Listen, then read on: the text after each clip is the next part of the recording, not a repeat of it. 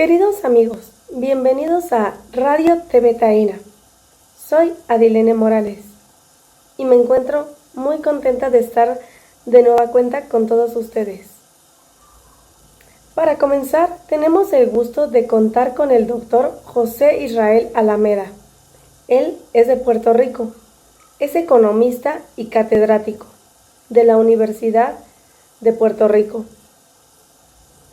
¿Es viable la economía de Puerto Rico bajo la independencia?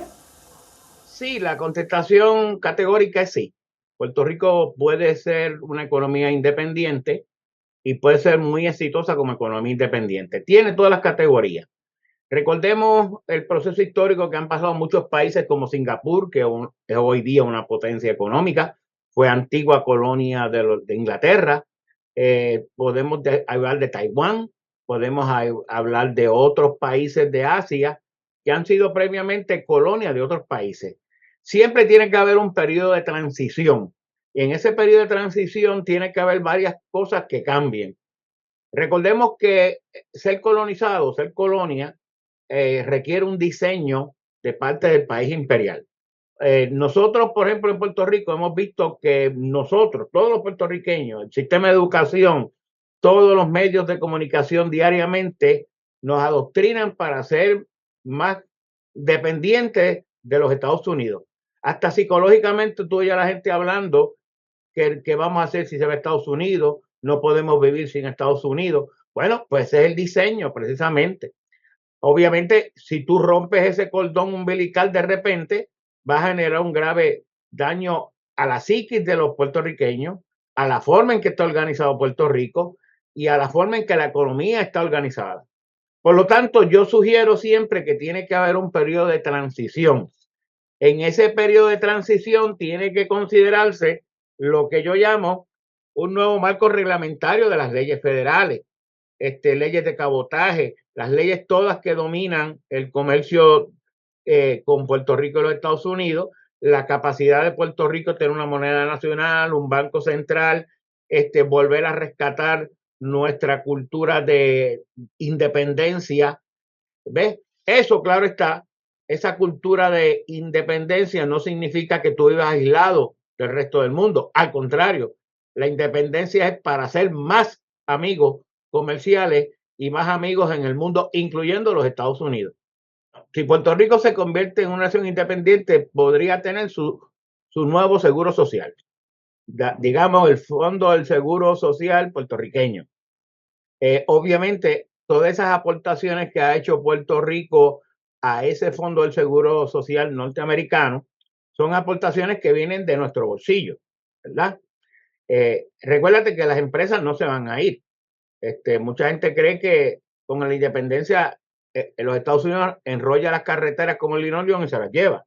No, va a haber centros comerciales. Los otros días había alguien precisamente diciendo, cuando venga la independencia no va a haber centros comerciales. Bueno, todos los centros comerciales de los Estados Unidos están en República. Walmart como centro comercial importante, como tienda, ahí está en México una república, están en Europa.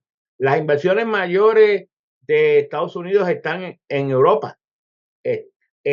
Así que todas estas empresas que pagan el seguro social y nosotros cuando trabajamos en esa empresa pagamos el seguro social, pues lo que tendrían entonces que aportar ese seguro social, ese fondo que pagan en vez de a los Estados Unidos, pues al fondo social local. Y localmente nosotros lo administraríamos. En ese sentido, pues no creo que vaya a haber ningún problema con ese tipo de seguro social. Recordemos una cosa, Puerto Rico también puede venir en un pacto como the Most Preferred Nation, así como lo ha sido con otros, Estados Unidos, con otras naciones que tienen un impacto de inversión, ¿verdad? De traer la inversión de los Estados Unidos, de la empresa norteamericana, a todos esos países que se han convertido en independientes. El mundo actual depende del otro. No hay tal cosa, un país depende del otro. No hay tal cosa como decir que un país vive en autarquismo. Autarquismo significa que tú produces todo. La independencia no significa eso. La independencia significa intercambio. abrir a más países para intercambiar, cosa que Puerto Rico está limitado como colonia actualmente. Así que esto pues le ayudaría a fomentar todos esos fondos que Puerto Rico necesita para los fondos retiro, fondos de pensiones, inclusive el fondo del Seguro Social. ¿De qué manera podría impactar las relaciones internacionales si Puerto Rico una vez sea una nación independiente y soberana decidida no pagar o renunciar a la deuda pública? Sí, nosotros tenemos que recordar lo siguiente. Todo el marco reglamentario, jurídico, ha sido determinado por los Estados Unidos. Puerto Rico no ha tomado decisiones. Las decisiones jurídicas las toma los Estados Unidos y eso implica que tenemos unas leyes de cabotaje, leyes de comercio marítimo entre los estados, leyes de comercio interestatal, la aplicación de la Corte Federal, la aplicación de las leyes que regulan los mercados financieros, donde Puerto Rico emite bonos, pues en el mercado municipal, pero no es una decisión nuestra, porque los países soberanos van al mercado internacional. Entonces nosotros estamos sujetos a las reglas, a las leyes, a todos los reglamentos que emanan de los Estados Unidos, pero esas leyes se hacen para beneficios de ellos, no para beneficios de nosotros, los colonizados. Tienen que entender. Lo que pasa es que a veces en ese diseño de cultura colonizada entendemos que eso es un regalo y es al revés. Ellos son los beneficiarios de esa situación. Si Puerto Rico viene en una independencia, Puerto Rico puede entonces reestructurar su propia deuda que tiene y decir, esta la pago, esta no la pago, porque hay que recordar, en Puerto Rico posiblemente en gran medida el Comité de Auditoría de la Deuda al cual yo pertenecía, teníamos la sospecha de que hay una deuda que ha sido emitida de manera ilegal. Y eso no es porque lo decíamos nosotros, es porque había informes también que esa deuda no se pagara. La misma deuda de la Autoridad de Energía Eléctrica es una deuda que posiblemente, como a base de los estatutos legales que se estableció, no se tiene que pagar, pero se está pagando, ¿ves? Entonces, es en ese marco de una nueva independencia, Puerto Rico toma esa decisión, no la toma la Junta de Supervisión Fiscal, que a su vez ha sido determinada por el Congreso de Estados Unidos. ¿Ven la diferencia de la colonia versus un país independiente? El país independiente toma sus decisiones para beneficios de ellos. En el imperio se toman las decisiones para beneficios del imperio, no de los colonizados. En ese sentido, pues, por ejemplo, las leyes de cabotaje que han sido también ampliamente discutidas.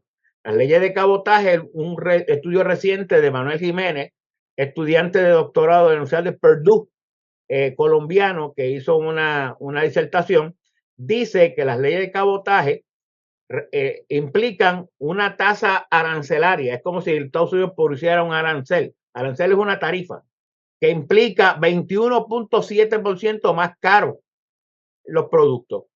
Recuerde, 21.7. Comparemos con el arancel promedio que tienen los Estados Unidos con los países independientes. ¿Saben cuánto es? 2%. ¿Ves la relación?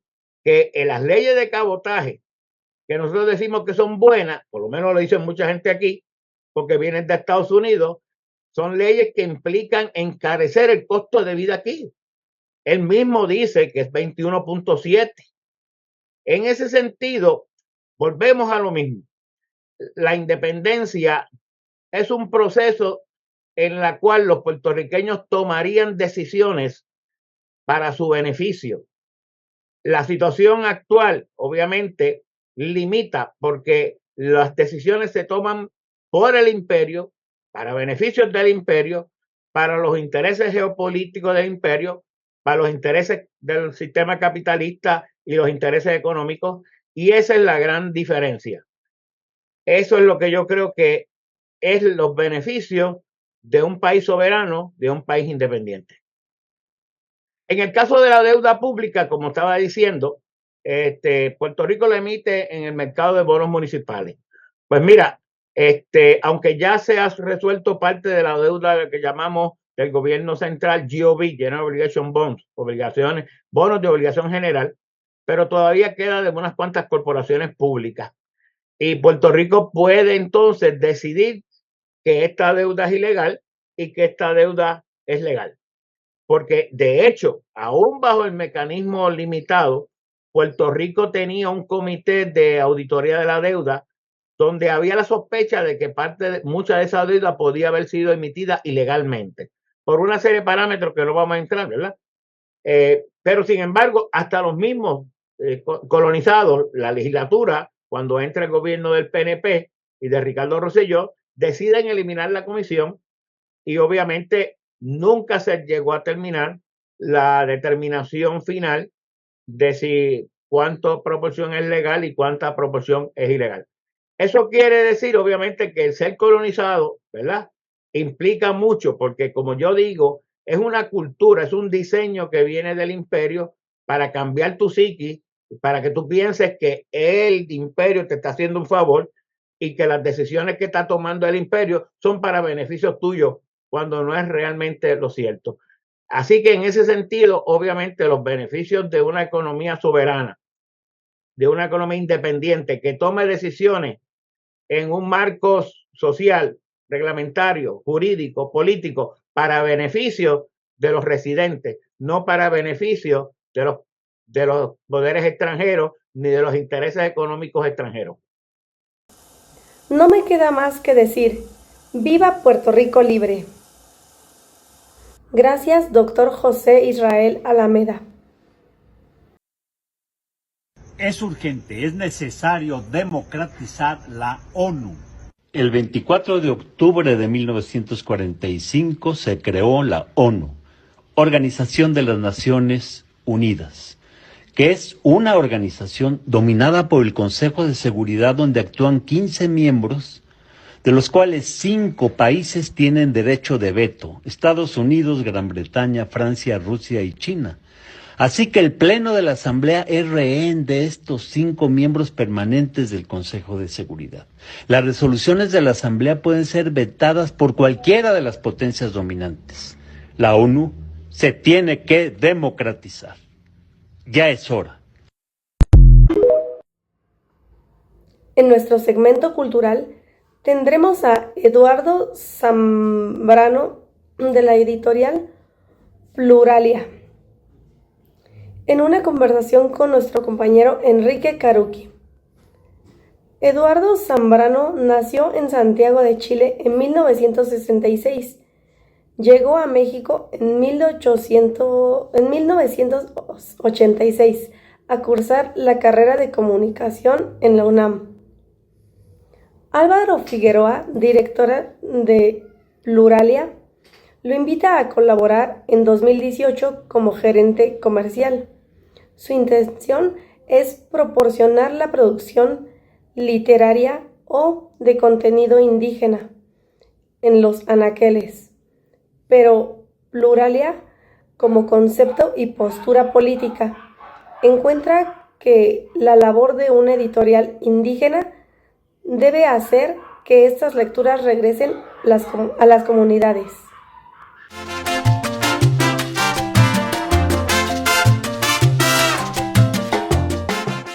Ok, buenas noches amigos de Radio TV Taína. En esta ocasión tenemos aquí a un compañero. Recientemente lo conocimos, tenemos que decir la verdad aquí al compañero Eduardo. No teníamos el privilegio de haber podido platicar y ver el trabajo que está haciendo. Y ustedes se darán cuenta cuál es el motivo por el cual los invitamos, el material que están promoviendo. Y se darán cuenta que obviamente es la línea de Radio TV Taína, es la intención que también tiene Radio TV Taína por conservar esas maneras, esas formas de ser de los pueblos latinoamericanos. Y bueno, pues ya presentaron ahí las compañeras conductoras, dieron un poquito de la semblanza de nuestro gran amigo Eduardo, pero le vamos a pedir a Eduardo que además agregue algún otro detalle. Eduardo, adelante. ¿Qué tal? Buenas noches. Un saludo a Radio TV Taína. Un saludo a los hermanos puertorriqueños que están luchando por su independencia. Ya varios años están en esta movida o lucha, como decimos acá. Gracias por invitarme. Y un saludo especial a Enrique Aguilar, el Sí, librero sí, a sí. toda prueba, en contacto, ¿no? Sí, Saludos para Enrique Enrique, también. Eduardo, te recuerdo, Enrique es parte también de este proyecto, él es como nuestro corresponsal aquí en México, por eso anda movido también por ahí el Enrique. Le mandamos un saludo también de parte de sus grandes cuates. Ya mejor yo no le digo nada al Enriquito porque se enoja ese canijo, pero adelante, Eduardo, continúa, por favor. Nada, gracias por la oportunidad de presentarnos un poco de qué se trata esta labor que hace Pluralia. Pluralia es una editorial que, vamos a decir, importa al español contenido indígena mexicano y tiene la pretensión de hacerlo de toda la región, pero somos muy pequeños todavía como para eso. Sin embargo, está dentro de nuestros planes, por supuesto. Y lo hacemos, ya es una editorial, me parece que es la editorial privada más longeva que existe sobre tema indígena. Iniciamos en el año 2001 aquí en la Ciudad de México y hemos logrado llevar a cabo creo una función más o menos importante en la divulgación del contenido indígena o de las culturas y tradiciones indígenas y de los pueblos históricos de México, ¿no? Sí, Eduardo, mira, mientras estemos platicando, vamos a presentar algunas imágenes de los libros que ustedes están promocionando, Eduardo. Si te parece, van a aparecer las imágenes por ahí y para que la gente también vaya viendo y se vaya interesando sobre los libros que tienen, que están produciendo, que están impulsando, Eduardo. Fantástico, qué bueno, qué mejor. Gracias. Sí, obviamente ¿No? no, nosotros no vamos a saber el título de los libros, pero porque ahí los van a ir agregando paulatinamente, Freddy. Pero efectivamente ya señalaste lo más importante, Eduardo, el rescate, las tradiciones, este lenguaje que en muchos casos algunas lenguas se están perdiendo. Y una forma de fortalecer o de rescatar es lo que están haciendo ustedes como editorial, Eduardo. Y eso yo creo que es lo valioso, lo importante de su trabajo, Eduardo. Por desgracia, estas pequeñas editoriales a veces las sufren terriblemente a diferencia de otras editoriales, ¿no? Entonces, bueno, no hay otra, Eduardo, más que yo me supongo que luchan a contracorriente. Es un poco así, digamos, ¿no? Primero me gustaría modular el término rescate o visualización de las lenguas indígenas. Yo no lo tomo así, ¿eh? Las lenguas, los indígenas no necesitan que los rescaten, ¿no? Ellos tienen su vida, ellos tienen su manera de vivir y donde transcurren de manera, bueno, lo han hecho durante 500 años, imagínate tú si no saben hacerlo, ¿no? Nosotros lo que hacemos, el propósito de Pluralia, creo que tiene dos momentos, ¿no? Primero que nada es traer a la mesa o traer a la discusión el contenido indígena, no como un asunto de museo, ¿no? Ni mucho menos. Más bien, las lenguas indígenas nos permiten imaginar, el contenido que se expresa en las lenguas indígenas nos permite imaginar un futuro más completo, más viable incluso, ¿no? Por esas razones de interés, o sea, no las traemos porque sean indígenas, sino que las traemos porque tienen algo para decirnos, algo importante para decirnos. Hay conocimiento importante ahí expresado en esas lenguas. La otra parte, esa es la parte en lo que concierne a este lado de la frontera, digamos, vamos a llamarla criolla mestiza, ¿no?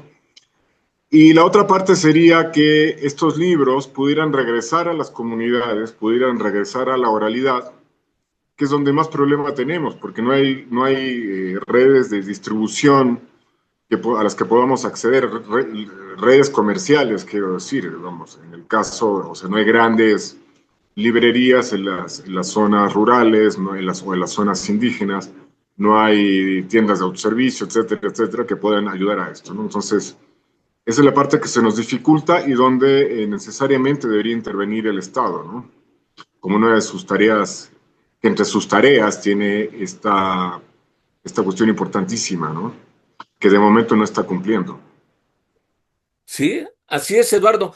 Tú señalaste algo importante en estos dos puntos que estás hablando. El primero, de que esta parte de la literatura, de las lenguas, no se vean desde un punto de vista. Nosotros, fíjate que antes de que entráramos comentábamos que yo había sido músico. Yo me dediqué a tocar música tradicional mexicana. Y por ahí hubo, y te hablo de hace muchísimos años, Eduardo, donde nosotros entrábamos en conflicto con otros grupos que tocaban música mexicana porque la veían de una manera muy como de museo, o sea, como que era la música mexicana en un museo. Y nosotros, obviamente, teníamos otro punto de vista muy diferente al que ellos proponían los grupos que en ese momento existían con respecto a la música tradicional mexicana. Y obviamente entrábamos en conflictos con algunos de ellos, porque para nosotros tenía otro significado. Había cosas que hablar de la música mexicana, se vivía de otra manera. El convivir en una comunidad indígena te da otra visión totalmente diferente, ¿no? Sus tradiciones, la mitología, las leyendas, etcétera, etcétera. Y todo eso va conformando un mundo que por la presión que tiene externa que hay en la cultura, la radio, la televisión, esas formas musicales se van perdiendo, se van perdiendo. Hoy tiene otro significado la música tradicional mexicana, pero es otro tema, pero es la parte importante de lo que señalaste, no ver la literatura como un museo, o sea, como algo alejado, algo ajeno. La, la literatura indígena creemos que se sigue renovando, está habiendo un nuevo momento, Eduardo. Nosotros ya presentamos aquí en Radio TV Taína algunas compañeras que están haciendo ese trabajo y el gran problema es la distribución, que fue el segundo punto que tocaste tú y que efectivamente el Estado tendría que estar metiendo las manos para la promoción de este tipo de libros, Eduardo. ¿O no es así? Sí, sin duda, tiene el Estado es la entidad por excelencia que tiene el deber y el poder para hacer este tipo de distribución. Se trata de que los libros regresen a las comunidades. Los contenidos salen de las comunidades, como dije. Nosotros lo que intentamos en plural es importar al español, y no al revés. Ahora explico eso de no al revés. Importar al español el contenido indígena. Y si bien hay un problema que un muy bajo porcentaje de hablantes leen o escriben en lengua. Me parece que es algo así como el 5% de los hablantes leen o escriben. Es decir, no se sacaría nada con regresar un libro en Zoque, digamos, a Chiapas, porque seguramente no lo van a comprar para leerlo, pero sí se puede utilizar para leerlo, para que ellos puedan leer su tradición que se ha logrado recopilar mediante el trabajo prolijo de nuestros autores, investigadores. La mayoría de ellos son hablantes nativos de las lenguas, pertenecen a esas culturas, ¿no? Y el chiste sería que los libros regresen a las comunidades y regresen a la oralidad, ¿no? Que se puedan leer ahí también y que se puedan mostrar enmarcados en un libro que siempre tenemos la pretensión de hacerlo editorialmente muy trabajado y con un gran diseño, etcétera, etcétera. O sea, no queremos que la materialización del contenido desmerezca la calidad que ya tiene el contenido, ¿no? Entonces, nuestra apuesta en plural es hacer libros bellos, ¿no? Darle un giro ahí medio, perdón por la expresión anglo, medio hip, ¿no? Medio como de interés, que se vea bonito, que resalte en un anaquel, en una librería, ¿no? Sí, no, Eduardo, fíjate que en lo que estamos nosotros platicando están saliendo imágenes de ahí de las portadas Y algunas portadas son muy interesantes las imágenes que se presentan en la portada, ¿no? Y yo creo que son de llamar la atención. Entonces, es con respecto a lo que estás mencionando, Eduardo. Te señalo, ¿eh? Están apareciendo por ahí las portaditas de los libros que están promocionando ustedes, Eduardo. Eduardo, ¿qué otra cosa podrías agregarnos al respecto de este trabajo que están haciendo, Eduardo, de Pluralia? Bueno, es un trabajo difícil, es para gente tosuda o gente un poco necia, ¿no? Pero nos gusta lo que hacemos. Todos los que estamos en este negocio de la publicación indígena venimos del mundo editorial, ¿cómo llamarlo? Para englobarlo, vamos a decirle occidental, ¿no? Te referías también a que, por ejemplo, cuando ejemplificabas con la música, que ha cambiado la percepción, ¿no? La diferenciación conceptual que había, esta falsa dicotomía entre, entre música tradicional y creación, o entre tradición y creación, ¿no? Y es cierto, esa barrera conceptual se ha ido reduciendo, sobre todo en el siglo XXI, ¿no? Hay gente como, no sé, como Emilio del Valle o Luis Huechante, poeta mapuche, que ya para el 2010 o algo así, anunciaban el fin del imperio del indigenismo criollo y mestizo, ¿no? Y la literatura se ha vuelto un territorio de agenciamiento indígena, no indigenista, indígena. Es decir, la literatura, más bien, son los propios indígenas quienes han logrado crear conceptos, términos, epistemes, o como les queríamos llamar, ¿no? Donde son ellos, donde permite una crítica propia, una crítica de críticos indígenas hablando o criticando o desmenuzando lo indígena, ¿no? Me parece que las editoriales indígenas estamos en esa fase, es una tercera fase que yo puedo reconocer, donde son los propios indígenas los que hablan de ellos, ¿no? Ya no es que nosotros hablemos de ellos, en el Así indigenismo es. era así, hacíamos libros para indígenas desde nuestro punto de vista, luego hacíamos libros con indígenas, donde había lo que antes llamábamos informantes, nosotros tomábamos nota y tratábamos de ahí, a partir de ahí, hacer un libro, pero ahora son los propios indígenas los que se han hecho cargo de lo suyo, ¿no? Lo cual nos da muchísimo gusto. No es que un modelo supere al otro, ¿no? Pero bueno, estamos avanzando en eso, o están existiendo estas diferenciaciones. Lo cual obliga a que las editoriales como la nuestra eleven el juego, ¿no? Tenemos que ser capaces de reaccionar ese aumento en la calidad, aumento en el contenido, a la diversificación de los intereses indígenas, o que ahora nos enteramos que tienen otros intereses, ¿no? No es nada más como estas escenificaciones folclóricas, sino que realmente el pensamiento crítico filosófico siempre ha estado presente en estas culturas, Claro. ¿no? Con patrimonio del pensamiento occidental, ni mucho menos, sino que siempre han estado presentes, y ya me parece que a estas alturas nadie intentaría tapar el hecho de que este pensamiento crítico, filosófico, literario, de abstracción, de idea, de innovación, transcurre en el mundo indígena.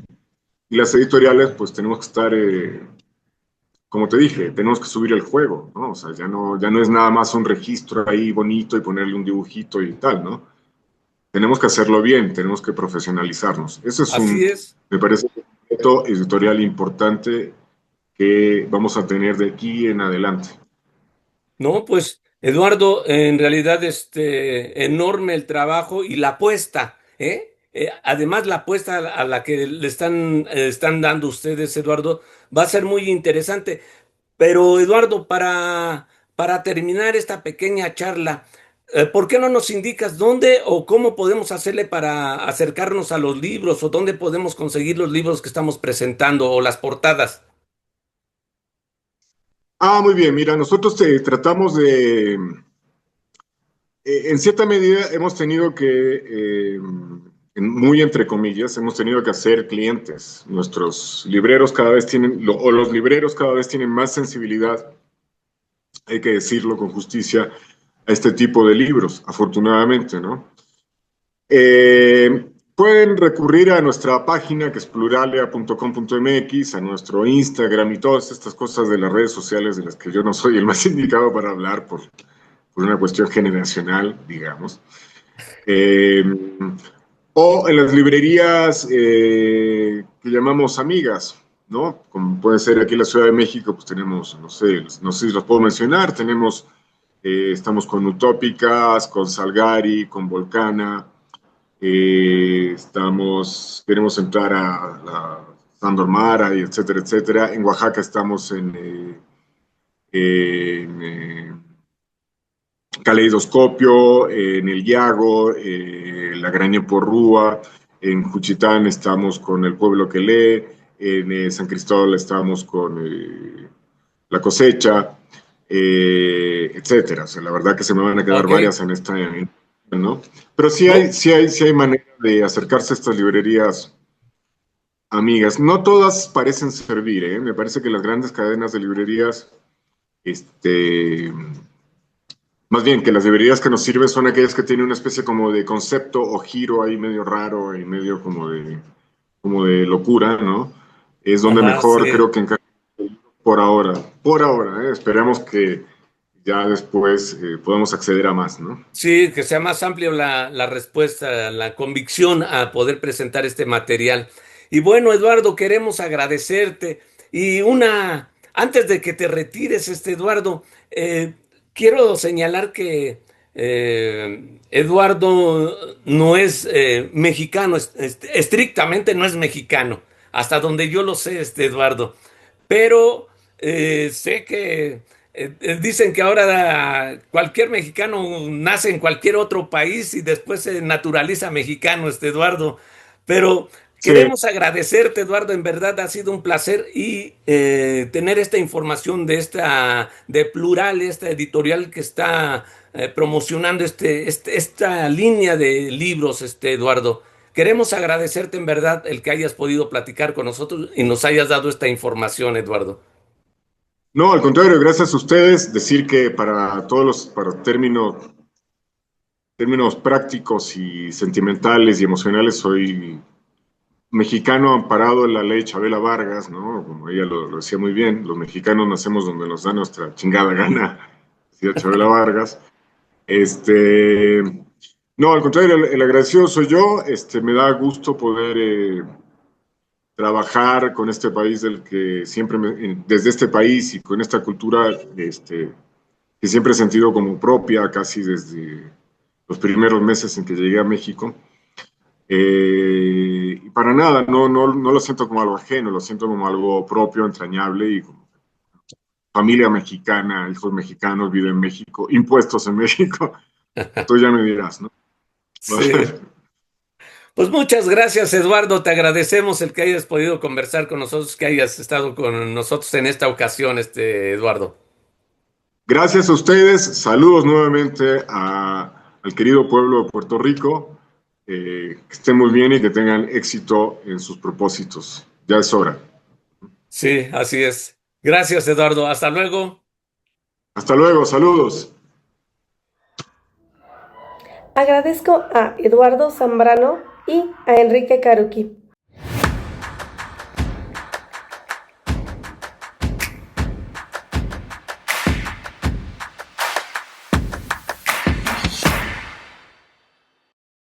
Los millonarios extranjeros utilizando a Puerto Rico como paraíso fiscal. Quédate aquí que te lo cuento. Yo no vengo a hablar de rumores, ni de lo que uno escucha por ahí, ni de lo que yo pienso que está pasando. Lo que te voy a decir sale de un informe serio, investigado y publicado por la coalición Puerto Rico No Se Vende, una organización que lleva años fiscalizando cómo se está usando nuestro país para beneficiar a los más ricos mientras el pueblo sigue jodido. Este informe fue publicado ayer 21 de octubre y sinceramente cuando yo lo leí quedé en shock. Porque aquí no estamos hablando de chismes ni de opiniones. Estamos hablando de una investigación con más de 3 páginas de referencia, datos oficiales y análisis económico real. Dicho informe demuestra cómo las famosas leyes 22 y 60, esas mismas que los políticos defienden diciendo que traen inversión, en realidad le están quitando miles de millones de dólares en ingresos al gobierno de Puerto Rico. Entre el 2017 y el 2023, el país perdió más de 2.200 millones de dólares. Y si seguimos así, para el 2026 la pérdida proyectada será de 4.400 millones.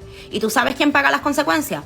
el pueblo. Mientras los millonarios extranjeros se mudan a la isla sin pagar contribuciones, Puerto Rico sigue con escuelas cerradas, hospitales colapsando y un sistema eléctrico en ruinas. Y lo más descarado es que muchos de ellos no tienen una sola exención, tienen 3 y 4. Se acogen a la ley 60, a la ley 74, a la 273, hasta zonas de oportunidad. Literalmente construyen hoteles, bancos o Airbnb de lujo sin pagar ni IBU, ni CRIM, ni contribuciones municipales. Por eso el informe lo dice clarito, lo que está pasando es una transferencia de riqueza del pueblo boricua a los bolsillos de inversionistas extranjeros. Es gentrificación institucionalizada.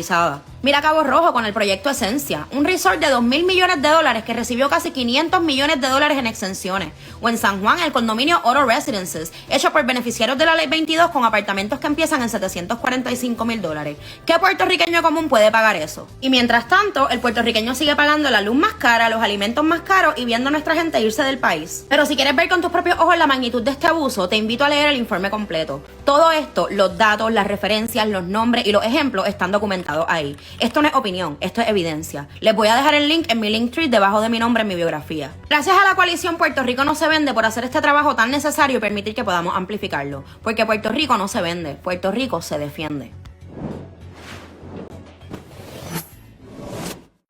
Por favor, amigos, regálenos un like y suscríbanse. Nuestra siguiente ponente es la doctora Amelia del Castillo. Ella es nuestra colaboradora en Perú. ¿Cuál es la situación política y social de Perú en estos últimos años? El Perú atraviesa una dictadura congresal. Se ha roto el equilibrio de poderes que sostiene la democracia. El poder se ejerce sin su legítimo titular, que es el pueblo soberano. Hay un retroceso de Estado de Derecho, cuyas consecuencias lo estamos viviendo todos los peruanos, con la inseguridad jurídica, la recesión económica, incremento de la delincuencia y la corrupción. El gobierno se encuentra desconectado de la realidad y de las demandas del pueblo. Debemos de recordar que a Pedro Castillo, elegido democráticamente en abril del 2021, lo vacaron de manera irregular el 7 de diciembre del 2022, violando el debido proceso. Ese mismo día fue detenido y encarcelado por leer un discurso que lo califican como golpe de Estado, motivo por el que se le imputa delito de rebelión. Hasta hoy, Pedro Castillo permanece en prisión. Luego, Dina Boluarte asumió la presidencia por sucesión constitucional, pero no fue una sucesión, sino ha sido una traición. Como bien lo señala la expresidenta del Tribunal Constitucional, Marianela Ledesma, señala que Dina Boluarte traicionó al pueblo peruano, gobernando con los que perdieron la elección, bajo los lineamientos de los que perdieron la elección con Pedro Castillo. Y hoy en día, de cara a las elecciones que viene el 2026, el Congreso de la República del Perú intenta lavarse la cara. Decidió cambiar de figura presidencial. La madrugada del viernes 10 de octubre del 2025 aprobó por mayoría la vacancia de Dina Boluarte, ¿no?, como presidenta de la República. Así los peruanos amanecimos con un nuevo presidente. José Gerí Oré juramentó como nuevo presidente de la República del Perú. Todo indica de que va a continuar el mismo libreto de Dina Boluarte, un gobierno desconectado de la realidad y del pueblo, ilegítimo porque no tiene la aprobación del pueblo peruano y funcional a los intereses del Congreso, que quiere decir obediente al Congreso de la República, que ha sometido las instituciones y los poderes del Estado. ¿Cómo se están violando los derechos humanos en el Perú? ¿Y por qué alternativas se visualizan la crisis que se vive en el Perú? Tras la vacancia del expresidente Pedro Castillo, el Perú, ¿no?, bajo la presidencia de Dina Boluarte, ingresó en una crisis política social más grave de las últimas décadas. Miles de ciudadanos se volcaron a las calles a protestar contra el gobierno a nivel nacional. Sin embargo, la respuesta del Estado fue desproporcionada. Se recurrió al uso letal de la fuerza y al uso excesivo de fuerza menos letal, con el aparente objetivo de reprimir, silenciar y castigar a quienes ejercían su derecho a la protesta. Tanto así que organismos internacionales como la Corte Interamericana Internacional, tanto otros organismos internacionales, calificaron los hechos como masacres, ¿no?, porque se violaron los derechos humanos. Así también consideran la responsabilidad política de Dina Boluarte como presidenta de la República y jefe suprema de las Fuerzas Armadas y la Policía Nacional. Podría tener responsabilidad penal indirecta o por omisión conforme a los estándares del derecho internacional de los derechos humanos. Con la reciente juramentación del nuevo presidente José Gerí Oré, las movilizaciones continúan.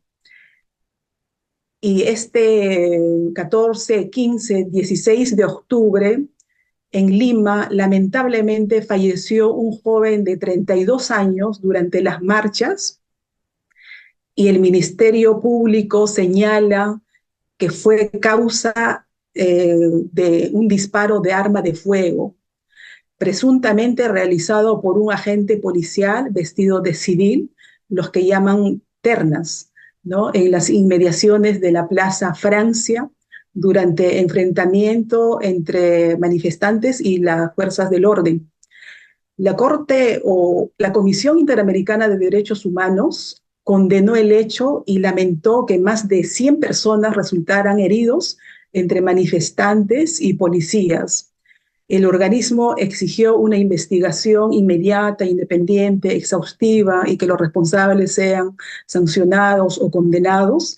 Así también nos recordó a todos que el uso de las armas de fuego para el control de protestas está estrictamente prohibido según los estándares internacionales en materia de derechos humanos. La segunda parte de la pregunta me decía cuál sería la salida a la crisis que vive el Perú. La situación actual del Perú es el reflejo de una profunda crisis estructural del sistema democrático, en la que las instituciones han sido debilitadas, capturadas por el Congreso de la República, que ha concentrado de forma alarmante y socavado los principios de separación de poderes que sostiene cualquier sistema democrático. Así actualmente ha sometido no solamente al Poder Ejecutivo o al Presidente de la República, sino también a la Contraloría General de la República, el Tribunal Constitucional, la Defensoría del Pueblo, Jurado Nacional de Elecciones. Así también pretende someter al sistema de justicia, al Poder Judicial, al Ministerio Público, mediante suspensión arbitraria de los fiscales de la Nación, antes a Zoraida Ábalos, actualmente a Delia Espinosa, quien recientemente fue repuesta gracias a una medida cautelar del Poder Judicial. Así también pretende capturar al Jurado Nacional de Elecciones, a la Oficina Nacional de Procesos Electorales, OMPE, y con objetivos claros.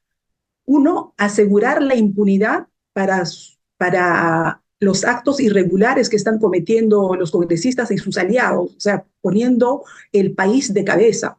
Y también controlar las elecciones que vienen en el 2026 para perpetuar su poder. Esta crisis no soluciona ¿no? No se soluciona enfrentando al pueblo con la fuerza pública, ni dividiendo a los peruanos, ni llevando a cabo elecciones que solo tengan una apariencia democrática, sino es un problema estructural que tiene que resolverse con una asamblea constituyente, un nuevo pacto social. Gracias a Radio TV Taína, saludos desde Perú, Lima, y mi solidaridad con los independentistas de Puerto Rico. Gracias. ¡Qué excelente información! Agradezco a Amelia del Castillo. Queremos agradecer en la producción técnica y edición a Freddy Vadillo. En la producción ejecutiva a Juan Antonio Papo Castillo, Ramón O'Neill Post-Mortem y a Enrique Caruqui. Por favor, compartan nuestro programa. Síganos en nuestras redes sociales, suscríbanse y regálenos un like. Estuvo con ustedes Adilene Morales y esto fue Radio TV Taína. Hasta la próxima.